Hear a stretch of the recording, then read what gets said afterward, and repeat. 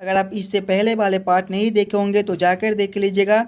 इस पार्ट के अंदर आज हम लोग रीजनिंग के 10 इम्पोर्टेंट क्वेश्चन को देखने वाले हैं, जो कि आपको आने वाले आगामी सभी परीक्षाओं के लिए महत्वपूर्ण है। आप किसी भी एग्जाम की तैयारी कर रहे हो, ये सारे इम्पोर्टेंट क्वेश्चन हैं जो बार बार आपको एग्जाम में पूछे जाते हैं या फिर आने की संभावनाएँ रहती है। तो चलिए हम लोग 1 नंबर क्वेश्चन की ओर चलते हैं। क्वेश्चन नंबर एक हमें कह रहा है, नीचे दिए गए निम्नलिखित प्रश्नों में संबंधित शब्द को चुनिए। संबंधित शब्द चुनने के लिए बोल रहा है। प्रश्न हमें कह रहा है, जिस प्रकार से मेढक का संबंध उभयचर के साथ है उसी प्रकार से आपसे पूछा जा रहा है छिपकली का संबंध कौन सा शब्द से होगा, जो इस वाले क्वेश्चन मार्क पे भरे जाएंगे।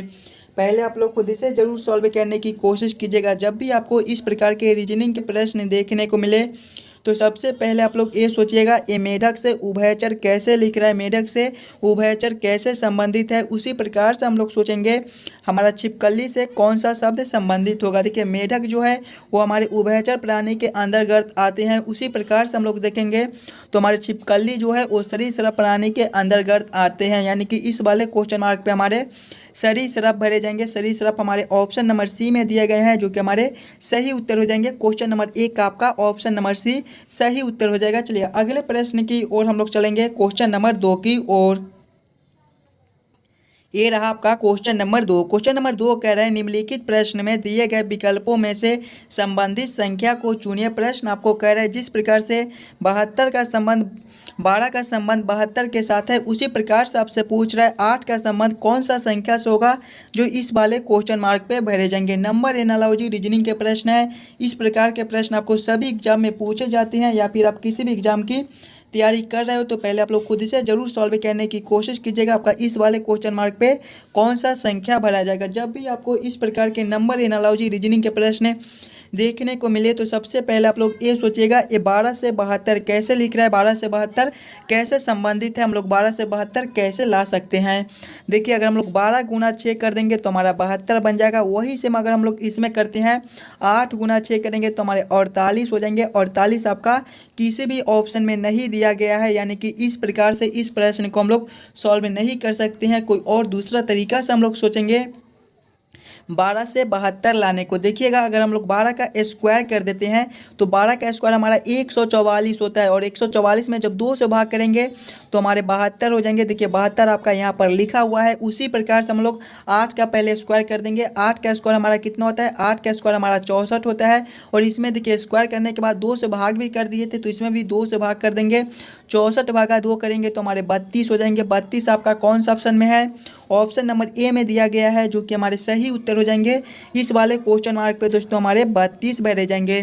क्वेश्चन नंबर 2 का आपका ऑप्शन नंबर ए जो है वो सही हो जाएगा। चलिए अगले प्रश्न की ओर हम लोग चलेंगे, क्वेश्चन नंबर 3 की ओर।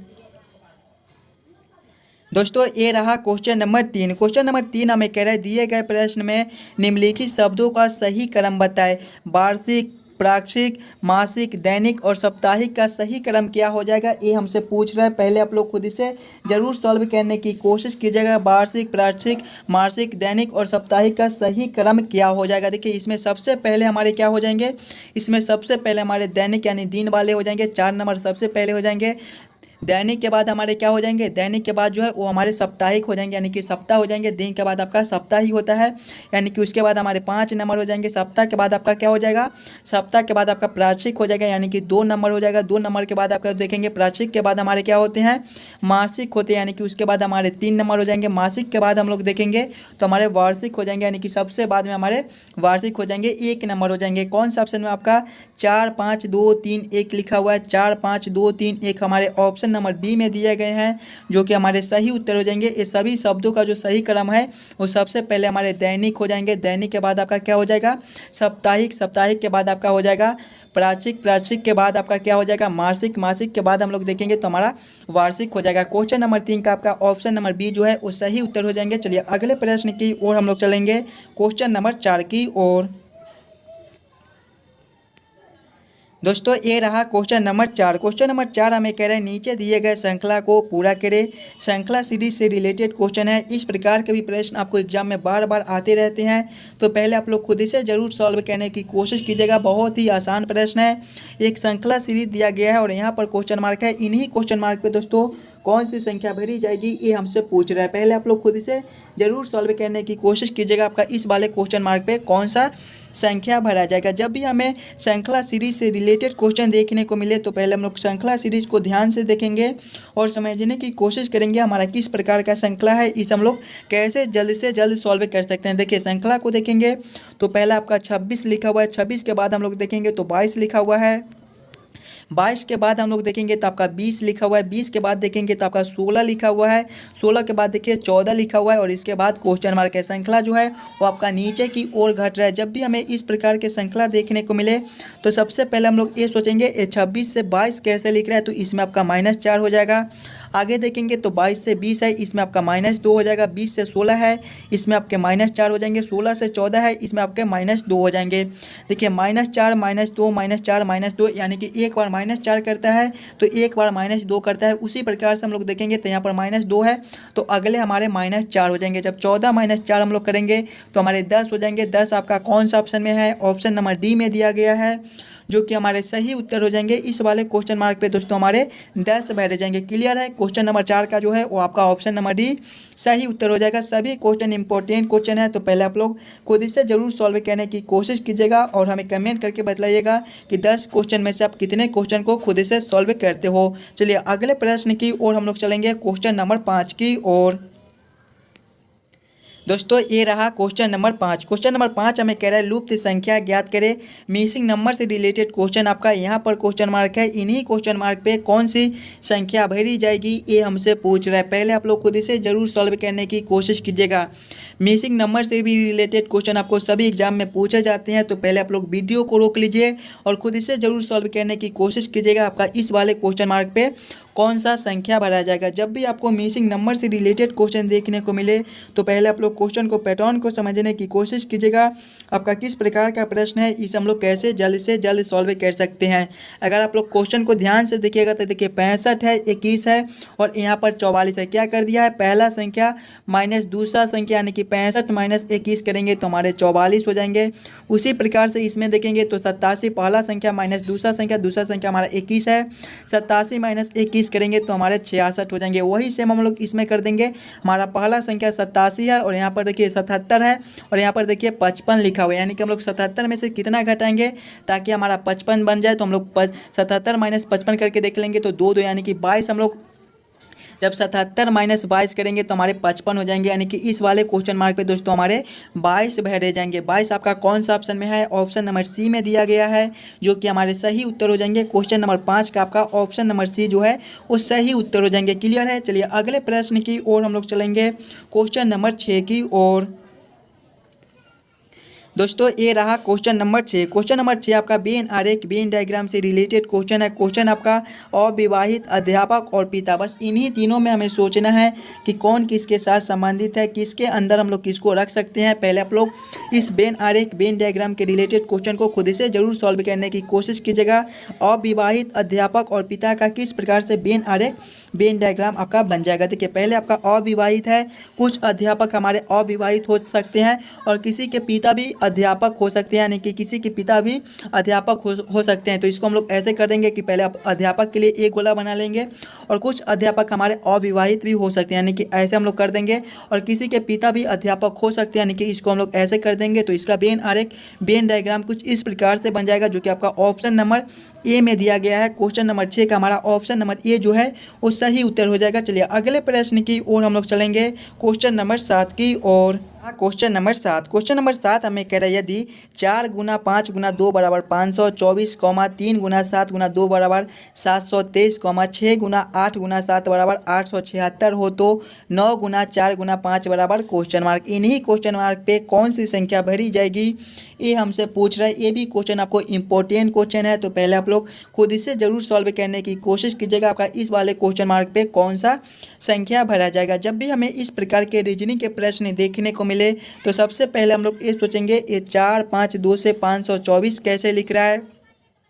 3 7 2 से 723 कैसे लिख रहा है, 6 8 7 से 876 कैसे लिख रहा है। उसी प्रकार से दोस्तों हम लोग सोचेंगे हमारा 9 4 5 से कौन सा संख्या बनेगा जो इस वाले क्वेश्चन मार्क पे भरा जाएगा। देखिए आपका यहाँ पर किसी भी प्रकार का सिंबल दे दे, गुना का दे दे, जोड़ का दे दे, घटाव का दे दे, भाग का दे दे, बस हमें ये सोचना है कि हम लोग 4 5 और 2 से 524 कैसे ला सकते हैं। देखिए आपका पहले 4 है, उसके बाद आपका 5 है, उसके बाद 2 है और इससे क्या लिखा हुआ है 524। अगर आप लोग ध्यान से देखिएगा तो फर्स्ट वाले संख्या को लास्ट में लिख दिया गया है, बीच वाले संख्या को फर्स्ट में और लास्ट वाले संख्या को बीच में लिख दिया गया है। वही अगर हम लोग इसमें देखेंगे तो देखिए फर्स्ट वाले संख्या को लास्ट में, बीच वाले संख्या को फर्स्ट में और लास्ट वाले संख्या को बीच में लिख दिया गया है। वही अगर हम लोग इसमें देखेंगे तो आपका क्या है 6 8 7 है और इसका कोड देखेंगे तो इसे 876 लिखा हुआ है। इसमें भी वही सेम कर दिया गया है, फर्स्ट वाले संख्या को लास्ट में, बीच वाले संख्या को फर्स्ट में और लास्ट वाले संख्या को बीच में लिख दिया गया है। तो वही सेम हम लोग इसमें करेंगे। आपका 9 9 4 5 है, इसमें भी हम लोग सेम वही करेंगे। फर्स्ट वाले संख्या को क्या करेंगे, देखिए इसमें फर्स्ट वाले संख्या को लास्ट में लिख दिया गया था यानी कि 9 हमारे लास्ट में हो जाएंगे। उसके बाद देखिए बीच वाले संख्या को फर्स्ट में लिख दिया गया था यानी कि 4 हमारे फर्स्ट में आ जाएंगे और लास्ट वाले संख्या को बीच में सभी में लिख दिया गया था। देखिए लास्ट वाले संख्या को क्या कर दिया गया था, बीच में लिख दिया गया था यानी कि 4 हमारे जो है 5 जो है वो हमारे बीच में आ जाएंगे। कौन सा ऑप्शन में आपका 459 लिखा हुआ है। 459 आपके ऑप्शन नंबर बी में दिए गए हैं जो कि हमारे सही उत्तर हो जाएंगे। इस वाले क्वेश्चन मार्क पे दोस्तों हमारे 459 भरे जाएंगे। अगर आपको किसी भी प्रश्न में कहीं पर भी कोई दिक्कत हो तो हमें कमेंट करके बतलाइएगा। चलिए अगले प्रश्न की ओर हम लोग चलेंगे, क्वेश्चन नंबर 8 की ओर। ये रहा क्वेश्चन नंबर 8। क्वेश्चन नंबर 8 हमें कह रहा है नीचे दिए गए प्रश्न में विषम संख्या युग्म को चुनिए। विषम संख्या युग्म चुनने के लिए बोल रहा है। जब भी हमें विषम संख्या चुनने के लिए बोले तो सबसे पहले हम लोग चारों ऑप्शन को ध्यान से देखेंगे और समझने की कोशिश करेंगे कि हमारा किस प्रकार का प्रश्न है। ये चारों ऑप्शन में हमारा सबसे अलग ऑप्शन कौन सा हो जाएगा। देखिए ऑप्शन नंबर ए में आपका 16 128 लिखा हुआ है। ऑप्शन बी में आपका 13 117 लिखा हुआ है। ऑप्शन सी में देखिए 12 96 लिखा हुआ है। ऑप्शन डी में देखेंगे तो 15 120 लिखा हुआ है। अगर आप लोग ध्यान से देखिएगा तो 16 से 128 लिखा हुआ है, इसमें आपका क्या हो जाएगा गुना 8 हो जाएगा। जब 16 गुना 8 हम लोग करेंगे तो हमारे 128 हो जाएंगे। उसी प्रकार से इसमें देखेंगे तो 13 से 117 लिखा हुआ है, इसमें आपका गुना 9 हो जाएगा। जब 13 गुना 9 हम लोग करेंगे तो हमारे 117 हो जाएंगे। उसी प्रकार से इसमें देखेंगे तो 12 से 96 है, इसमें भी आपके गुना 8 हो जाएंगे। 12 गुना 8 करेंगे तो हमारे 96 हो जाएंगे। ऑप्शन डी में देखेंगे तो इसमें भी 15 से 120 है, इसमें भी आपका गुना 8 हो जाएगा। जब 15 गुना 8 हम लोग करेंगे तो हमारे 120 हो जाएंगे। सभी में देखिए गुना 8 गुना 8 गुना 8, लेकिन ऑप्शन नंबर बी में देखिए आपका गुना 9 कर दिया गया है यानी कि सबसे अलग ऑप्शन हमारे ऑप्शन बी हो जाएंगे। क्वेश्चन नंबर 8 का आपका जो है विषम संख्या युग्म ऑप्शन बी हो जाएगा 13 और 117। क्लियर है, क्वेश्चन नंबर 8 का आपका ऑप्शन बी सही उत्तर हो जाएगा। चलिए अगले प्रश्न की ओर हम लोग चलेंगे, क्वेश्चन नंबर 9 की ओर। ये रहा क्वेश्चन नंबर 9। क्वेश्चन नंबर 9 हमें कह रहे हैं नीचे दिए गए प्रश्न में संबंधित अक्षरों को चुनिए। संबंधित अक्षर चुनने के लिए बोल रहा है। जब भी आपको इस प्रकार के रीजनिंग के प्रश्न देखने को मिले तो सबसे पहले आप लोग ये देखिएगा STAR से RATS कैसे लिख रहा है। उसी प्रकार से हम लोग सोचेंगे हमारा WARD से कौन सा अक्षर बनेगा जो इस वाले क्वेश्चन मार्क पे भरे जाएंगे। सबसे पहले आप लोग स्टार को ध्यान से देखिए और समझने की कोशिश कीजिएगा कि स्टार से RATS कैसे लिख रहा है। बहुत ही आसान प्रश्न है, अगर आप लोग थोड़ा सा दिमाग लगाइएगा तो ये प्रश्न को आप आसानी के साथ सॉल्व कर पाइएगा। देखिए पहले हमारा क्या है एस है, उसके बाद हमारा टी है, उसके बाद हमारा ए है और उसके बाद हमारा आर लिखा हुआ है। और इससे देखेंगे तो क्या लिखा हुआ है RATS है। देखिएगा आर हो जाएगा, उसके बाद आपका ए है, उसके बाद टी है, उसके बाद एस लिखा हुआ है। ध्यान से देखिएगा तो फर्स्ट वाले अक्षर को लास्ट में यानी कि अक्षर को उलट दिया गया है यानी कि वही सेम हम लोग इसमें करेंगे। WARD के सभी अक्षर को उलट देंगे तो पहले हमारे डी हो जाएंगे, उसके बाद हमारे आर हो जाएंगे, उसके बाद हमारे ए हो जाएंगे और उसके बाद हमारे डब्ल्यू हो जाएंगे। कौन सा ऑप्शन में आपका DRAW लिखा हुआ है। DRAW आपके ऑप्शन नंबर ए में दिए गए हैं जो कि हमारे सही उत्तर हो जाएंगे। जिस प्रकार से STAR से RATS लिखा हुआ है उसी प्रकार से दोस्तों हमारे WARD से DRAW बन जाएगा। क्वेश्चन नंबर 9 का आपका जो है ऑप्शन नंबर ए सही उत्तर हो जाएगा। चलिए अगले प्रश्न की ओर हम लोग चलेंगे, क्वेश्चन नंबर 10 की ओर। ए रहा क्वेश्चन नंबर 10। क्वेश्चन नंबर 10 हमें कह रहा है निम्नलिखित प्रश्न में दिए गए विकल्पों में से विषम शब्द को चुनिए। विषम शब्द चुनने के लिए बोल रहा है, यानी कि ये चारों ऑप्शन में आपका सबसे अलग ऑप्शन कौन सा है ये आपसे पूछ रहा है। पहले आप लोग खुद इसे जरूर सॉल्व करने की कोशिश कीजिएगा और हमें कमेंट करके बताइएगा कि 10 क्वेश्चन में से आप कितने क्वेश्चन को खुद इसे सॉल्व किए हो। देखिए प्रश्न को देखेंगे तो हैजा ए में है, बी में आपका एड्स है, ऑप्शन सी में आपका कैंसर है और डी में स्वास्थ्य दिया गया है। देखिए हैजा, एड्स और कैंसर ये तीनों बीमारी का नाम है, लेकिन स्वास्थ्य आपका सबसे अलग है, यानी कि सबसे अलग हमारे ऑप्शन डी हो जाएंगे, यही हमारे विषम शब्द हो जाएंगे। क्वेश्चन नंबर 10 का आपका ऑप्शन नंबर डी जो है वो सही हो जाएंगे। आशा करता हूँ दोस्तों आप सभी प्रश्न को बढ़िया से समझ गए होंगे। अगर आपको किसी भी प्रश्न में कहीं पर भी कोई दिक्कत हो तो हमें कमेंट करके बताइएगा और जितने भी बच्चे इस यूट्यूब चैनल पर नए हो चैनल को सब्सक्राइब और वीडियो को लाइक जरूर कर दीजिएगा। और आप SSC टोटल लाइव क्लास पे भी जुड़ जाइएगा, उस पर आपको डेली 8 बजे से रीजनिंग लाइव क्लास कराई जाती हैं रात में, तो ज़रूर उस चैनल से भी आप लोग जुड़ जाइएगा। चलिए मिलते हैं आपसे अगले वीडियो में।